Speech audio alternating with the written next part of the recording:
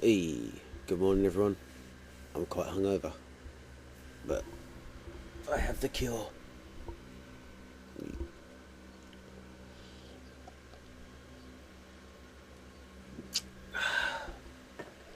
Tomorrow I'm off to Glastonbury, hence all the gear. It's gonna be sweet. But before I go, considering I haven't posted a video in quite some time because I had flu for a bit, I have decided to make a Creationist Prick of the Week video. So here we go. True. Let's look at the Bible. Let's look in the book of Job. Turn to chapter 40. In verse 15 we're told of a mighty creature that Job must have known. In the jungle of the reeds and ferns, Behemoth made his home. Behemoth is a dinosaur. A dinosaur is he. He eats grass as an ox. His tail's like a cedar. His claws are strong as bars of iron. He's cheap in the ways of God. Could Behemoth be a dinosaur, a mighty sword?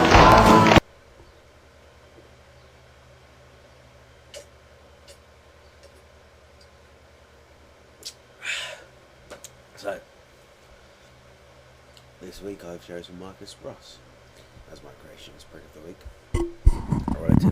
A relative unknown, but I think when you'll hear the news story I found him in, you'll agree that the dude is a prick. Let me read. The title is Creationist and Professor Doesn't Believe His Own Work, from the Virginian Pilot. Marcus Ross was 9 years old when he realised his two passions, dinosaurs and a fundamentalist Christian belief, were colliding. I recall very specifically sitting in a little playroom and thinking that dinosaur books tell the dinosaurs are millions of years old. The Jurassic period was 150 million years ago, he says. But when I read the Bible and I went to church, no one talked about millions of years ago. The talk was about God creating everything in 6 days, and it didn't happen very long ago. So, in a very kiddie kind of way, Ross began pondering a riddle of religion and science that would mark his life. The answers he now offers have charged an explosive debate in universities and laboratories across the nation. Ross 30 is an assistant professor of geology at Liberty University, founded by the Reverend Jerry Falwell, who died May 15th. He is also a young Earth creationist who tells students he believes the planet is 6,000 years old.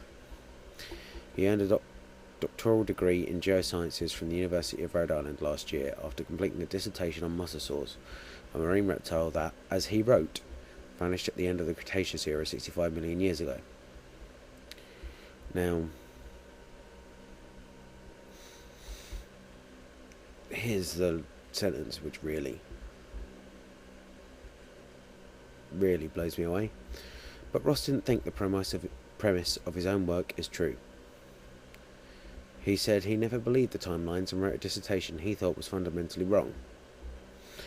If naturalism is true, I think my thesis is dead on, he says. But I don't think that it is. Now, that's retarded. Seriously. I mean, what kind of person that they don't believe in? Honestly. I mean, don't forget this person is a teacher. Would you trust your kids with a person who wrote something that they didn't believe in just to get a doctorate? Now you'd think that he wouldn't be allowed. You'd think, basically, that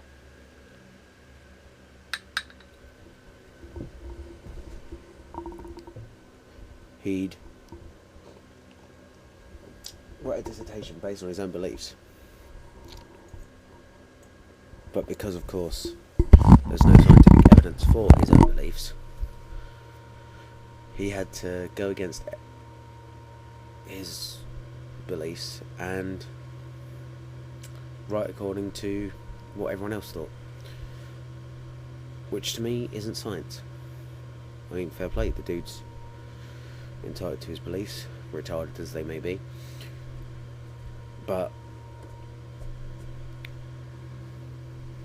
when you write a dissertation saying that the Earth is millions of years old and you don't believe in that,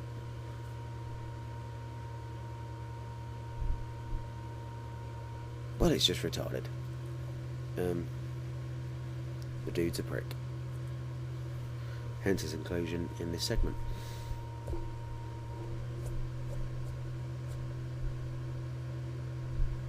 Yeah. I mean, I just don't understand this.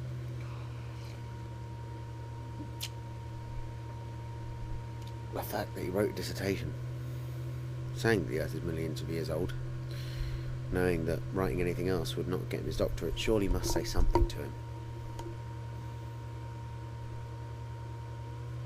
And yet, he's still a creationist. And a geologist, which, you know, I don't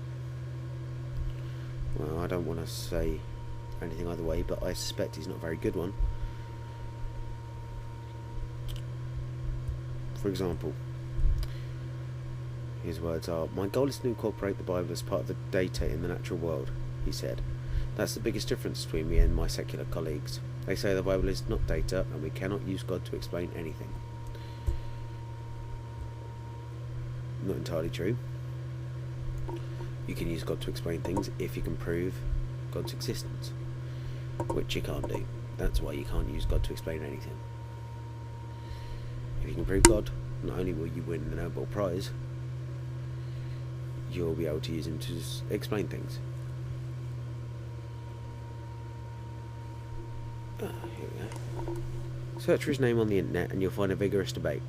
Should universities deny degrees to people based on their religious beliefs?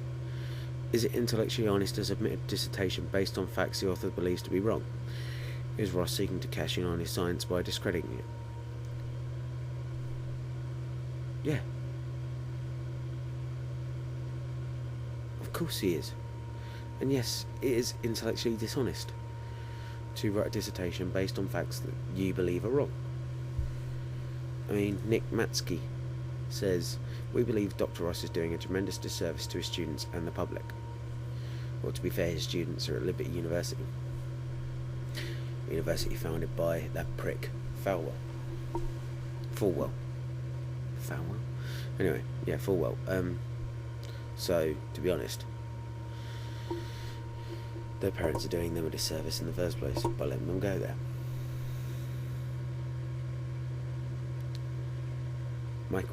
Michael Deeney, a professor of biology education at Texas Tech University, said Ross should not have been awarded a doctorate. Anyone who uses religious scripture or theological doctrine as a litmus test to gauge the validity of a scientific theory is no scientist. Is this discrimination? Yes, it's discrimination against bad science. Damn right.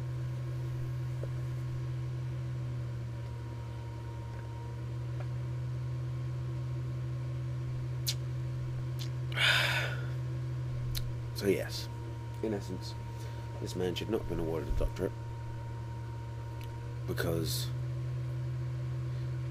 well, he wrote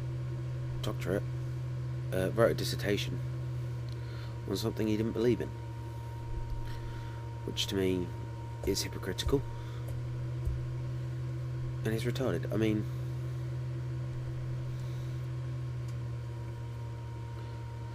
yeah, he's one of the few creation scientists that I know of with a doctorate,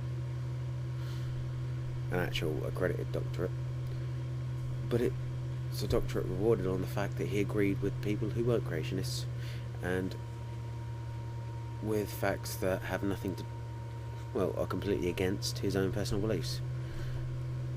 So, one of the few creation scientists out there with a doctorate, and it's all based on the complete opposite of creation science. So, to be honest, that's kind of funny. That's... Anyway, I think that's enough. Sorry this was a bit weird and rambling, but alcohol, hungover. I don't have to apologise to you people. Just joking. Anyway, see you next time.